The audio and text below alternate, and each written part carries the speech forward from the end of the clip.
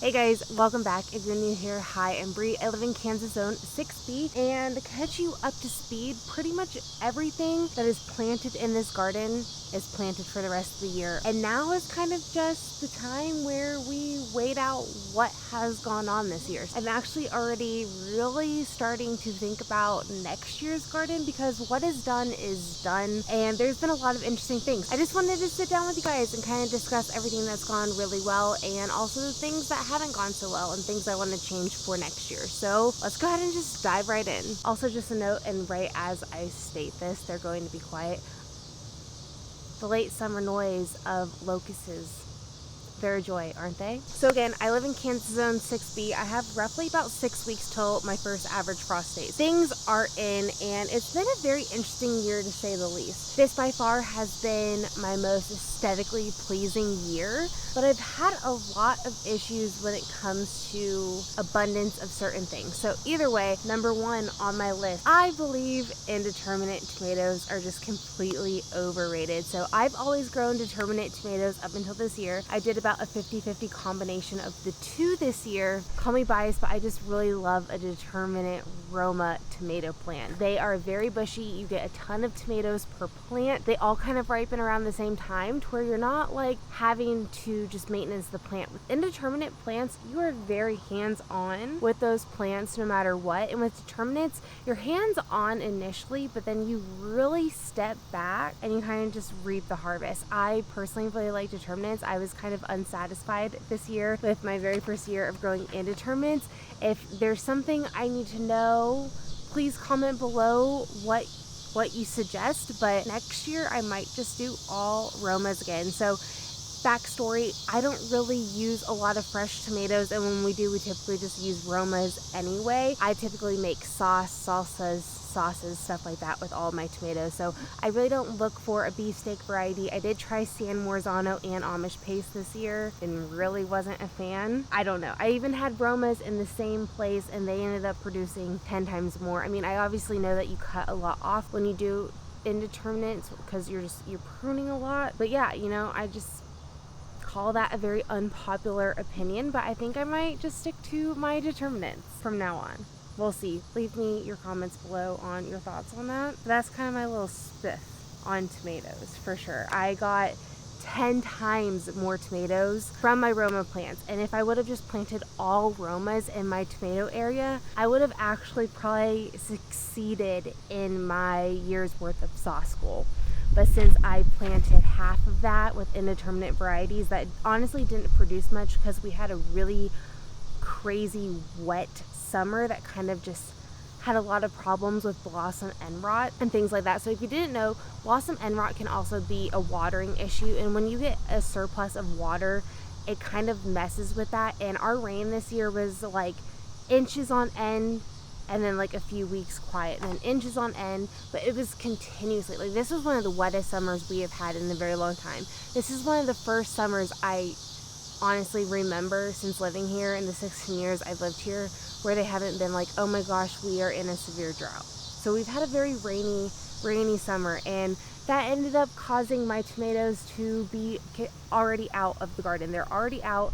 It is the last week of August. They were out as of last week if you saw last week's video, but I did start those plants the very first week of January. So they had a pretty long life. I did get quite a few tomatoes, but again, I would have got so much more if I just would have got rid of all my indeterminates.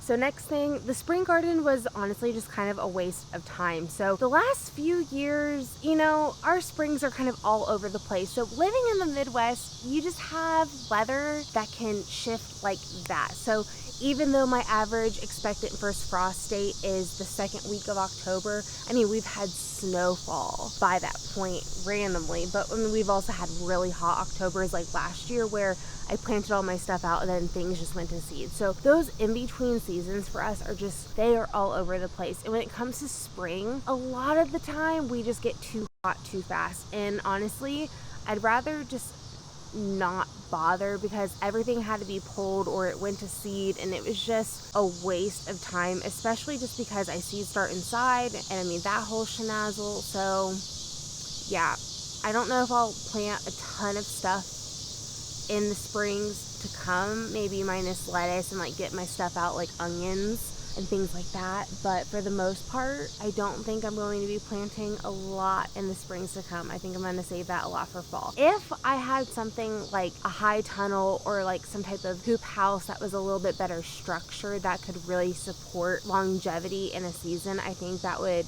do pretty well. Like this winter to come, I am going to try to winterize some crops as long as I possibly can. I succeeded quite a bit last year, so I have high hopes for this year, but again, you never know. Things just never go as planned, but we shall see. And on that note, I should have planted out my onions a little bit sooner, so I kind of knew that going in, but obviously if you've watched any of my videos, you will know I have a very dead tree here to my left. It's kind of one of those things that it's just never a good time to cut it down because of just how much I plant and things around. So we really need to get this tree out, but I waited an extra 2 to 3 weeks to get my onions out in the ground because I thought we were going to get this tree down, and then we didn't. I went ahead and planted my onions. We left the tree.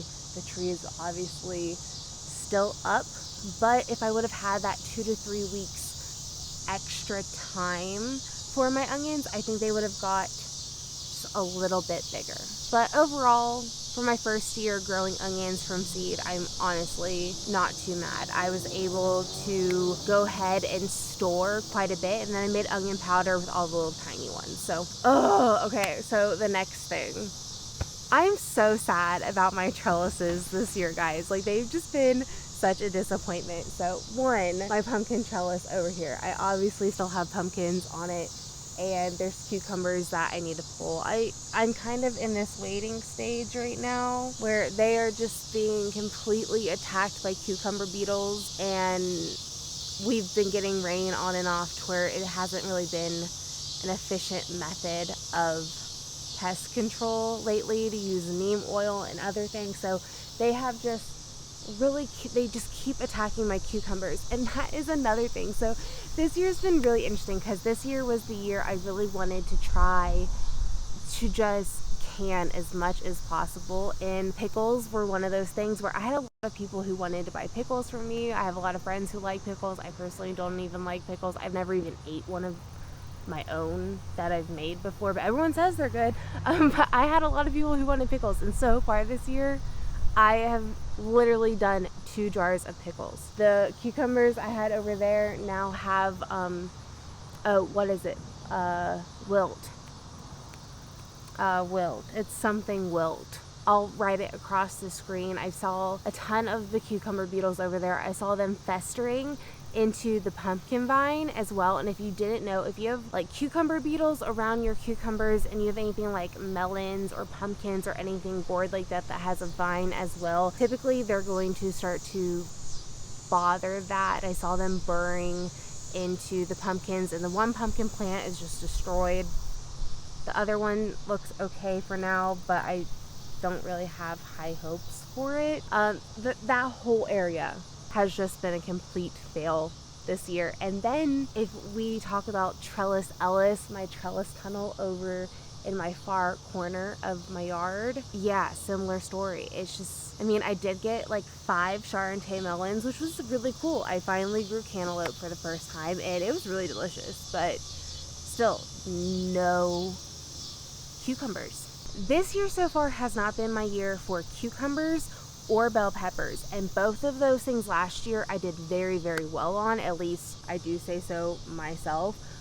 Tomatoes, again, but like especially bell peppers, I planted over 20 plants, and they are just not producing at all. All of my other pepper plants are really starting to kick it into gear. I'm having cayennes like crazy. I have canned a ton of salsa and pickled peppers. And speaking of pickled peppers, okay, so here I am, a 28-year-old adult, and just now realizing Peter Piper picked a peck of pickled peppers, and then I didn't know what a peck was, so I had to Google what a peck was, and it is a measurement. It's like a weighted measurement of a dry good, apparently, is what a peck is. I honestly never could tie or reference that tongue twister to anything, and then I was pickling peppers one day, and I was like, that moment just came full circle to me, and I totally had this moment. I'm like, I am pickling peppers right now. So I figured I would tell you that story as well. But yeah, it just hasn't been the best year as far as my production for canning goes. But honestly, it was one of my most diverse and beautiful years. I had tons of butterflies, tons of bees. And speaking of bees, okay, so Kansas has been having a like super armyworm problem, and a lot of people have been spraying for them, and that's a problem because I've noticed that there just hasn't been any bees around at all for the last 2 weeks. And 2 weeks ago was when everyone was starting to be like, oh my gosh, armyworms. And Kansas already has a lot of pesticides. I mean, we are in the Bible Belt. There's a lot of pesticides going on when it goes to farming, and that's the one thing I hate about living here, because I try to do everything as organically as I can, but really you just have to do it the best you can. But I have noticed the last few years when there is a surplus of something and a lot of people start to spray, you really notice all of those things just start to disappear and be less abundant, and it's always really sad.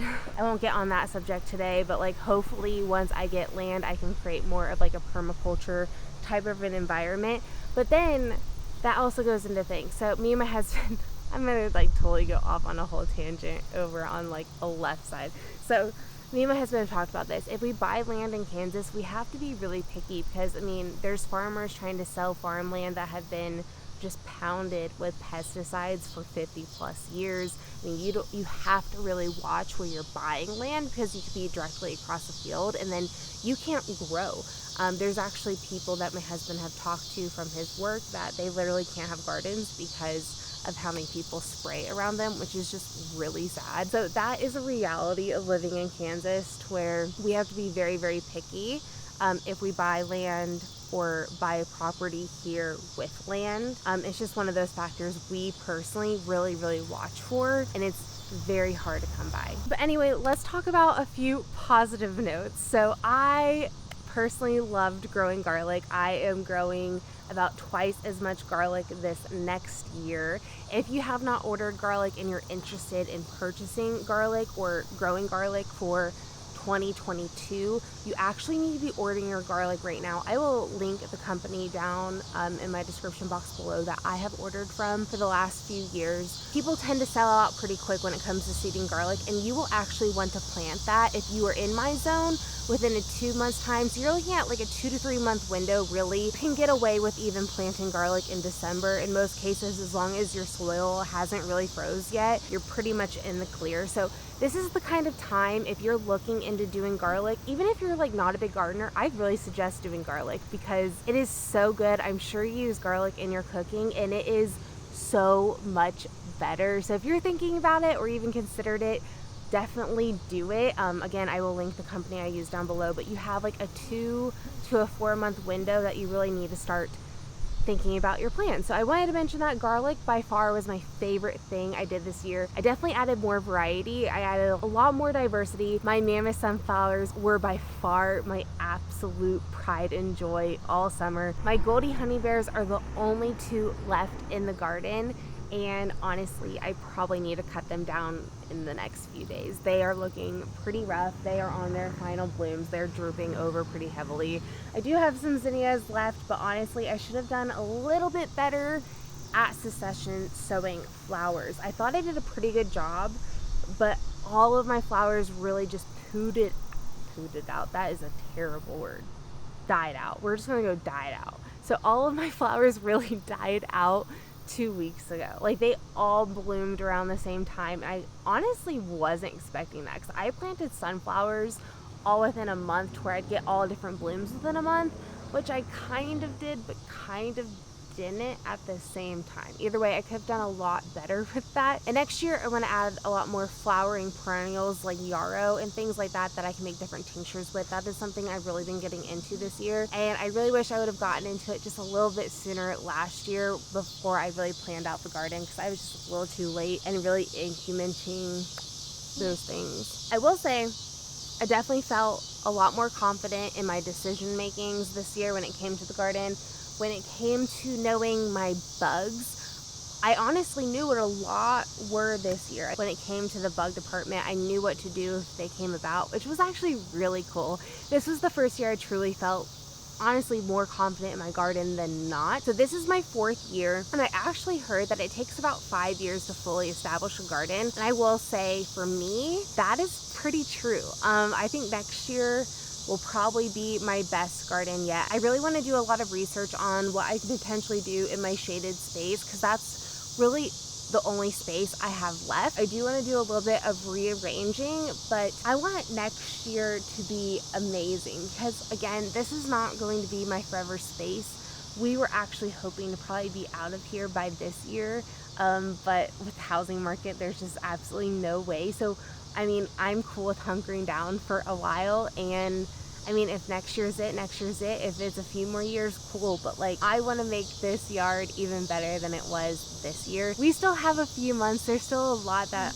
is going to happen. We have beans that are coming through, hopefully cucumbers. I planted collards and things like beets and radishes, a bunch of lettuce. I have a bunch of herbs that I've been preserving. So I've definitely still been busy without a doubt. But the garden is finally starting to just trickle down. I can't believe we're about to be in September. It's crazy. We are on our final like 6 to 8 weeks really of full on gardening time. But either way, I kind of just wanted to ramble about the things that have been going well and not going well, things I would like to change differently, and just give you an insight on what I've been thinking about the last few days now that everything is planted and now we kind of just sit back until October, harvest what we need to do with the harvest, and that's about it.